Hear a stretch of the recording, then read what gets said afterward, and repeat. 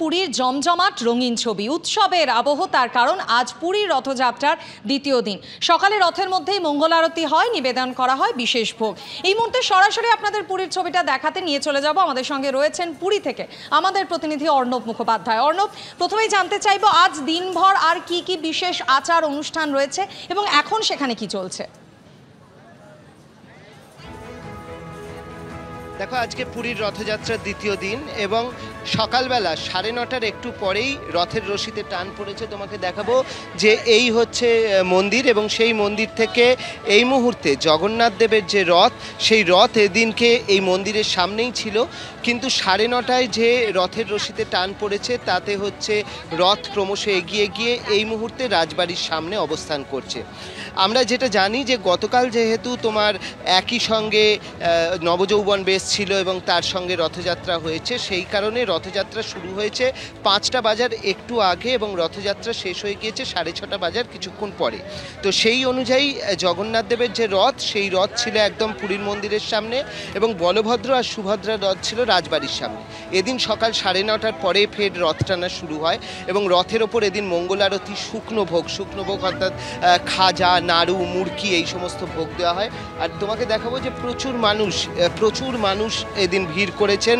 তার কারণ হচ্ছে বলা হয় যে রথেছ বামনং দৃষ্টা পুনর্জন্ম নচ্চ ভবেৎ, অর্থাৎ রথের ওপর আরূঢ় জগন্নাথ দেব বামন অবতার, তাকে দেখলে পুনর্জন্ম হয় না এরকম কথিত আছে এবং সেই কারণে এই এত মানুষ। এখন তুমি দেখো যে এটাকে বলছে বড়াদাণ্ড, অর্থাৎ গ্র্যান্ড রোড বা মূল রাস্তা, যেখান দিয়ে হচ্ছে জগন্নাথ দেব গুন্ডিচা মন্দিরের উদ্দেশ্যে যান, সেই রাস্তা এই মুহূর্তে লোকারণ্য এবং তার মধ্যে দিয়েই দ্বিতীয় দিনের রথযাত্রা চলছে।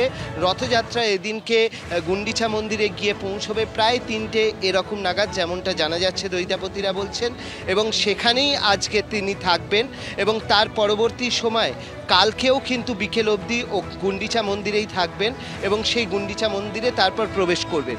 এখানে দেখতে পাচ্ছ এই মুহূর্তে তোমাকে দেখিয়ে দেবো যে এই রথযাত্রা উপলক্ষে জগন্নাথ যে মন্দির রয়েছে সেই মন্দির কিন্তু দেখো খুব সুন্দর করে সেজে উঠেছে। এখানে ফুল দিয়ে কি সুন্দর করে সাজানো হয়েছে জগন্নাথ দেবের এই মন্দির।